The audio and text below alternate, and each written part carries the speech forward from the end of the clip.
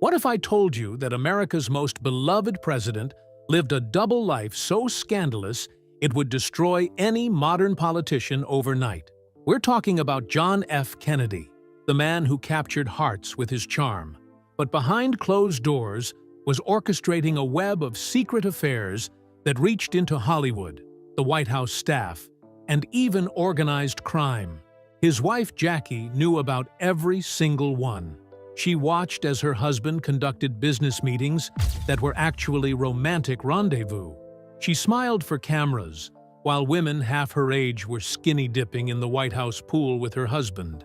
One affair was so dangerous, it almost brought down the entire Kennedy administration. But here's the kicker. One alleged mistress ended up murdered execution style, just blocks from the White House. Her diary was burned by the CIA. Another claimed she was pregnant with the president's child. And wait until you hear about the 19-year-old intern who lost her virginity to JFK in Jackie's own bedroom.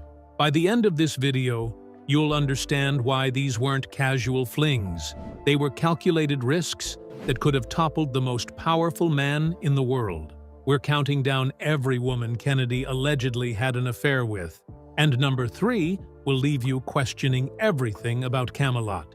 This was the 1960s. When media protected politicians, women had limited options, and power meant getting away with almost anything. Kennedy wasn't just any president.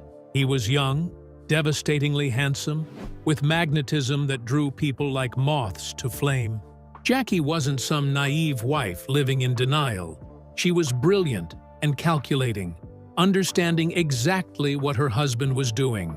She once wrote that Jack was like her father, someone who loved the chase but got bored with the conquest, needing constant proof he was still attractive. Why did she stay? Why endure public humiliation and private betrayal? The answer might shock you, but first, let's dive into the women who allegedly shared intimate moments with America's most powerful man.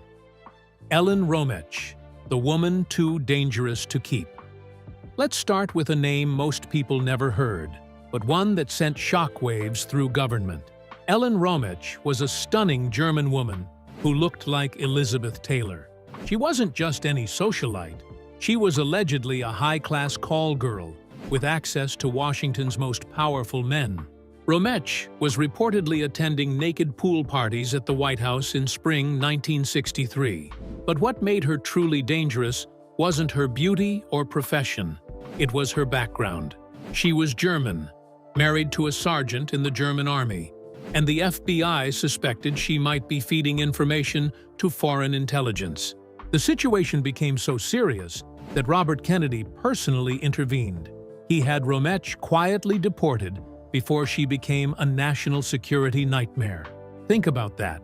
The president's own brother had to cover up his affair because it threatened the entire country's security. But Romech didn't go quietly. She knew secrets that could have destroyed not just JFK, but multiple high-ranking officials. Her sudden disappearance was so suspicious, it caught investigative reporters' attention. But the story was buried so deep, it didn't surface until decades later. Gunilla von Post, the love that almost changed everything. Now we're entering territory that could have literally rewritten history. Gunilla von Post was a Swedish socialite who claimed a 6-year relationship with Kennedy, starting in 1953 when he was engaged to Jackie. But this wasn't just another fling. This apparently ran much deeper. According to von Post's memoir, their first meeting on the French Riviera was like a romantic movie. She described Kennedy kissing her under moonlight, making his eyes appear bluer than the ocean. But here's the terrifying detail. This happened just 3 weeks before Kennedy was supposed to marry Jackie. What makes this explosive is what happened 2 years later. Von Post claims Kennedy actually told his father he wanted to leave Jackie to be with her. Imagine how different history would be if JFK had divorced Jackie for a Swedish socialite. The political ramifications would have been catastrophic, but Joseph Kennedy Sr. stepped in and crushed those dreams, telling his son such scandal would destroy his political career. And here's proof this relationship was real. love letters between Kennedy and von Post were auctioned in 2021, revealing intimate details historians had never seen. One letter shows Kennedy begging von Post to visit, writing about their wonderful time together and how much he missed her. These weren't casual notes, they were desperate pleas of a man torn between love and ambition. Fiddle and faddle, the White House secretaries. This is where Kennedy's affairs moved from risky to absolutely reckless. Priscilla Ware and Jill Cowan were White House staff members who earned security nicknames Fiddle and Faddle. These weren't code names to protect identities. They were mockeries of their job performance because everyone knew they weren't there to answer phones or type letters. The most telling detail involves wet hair.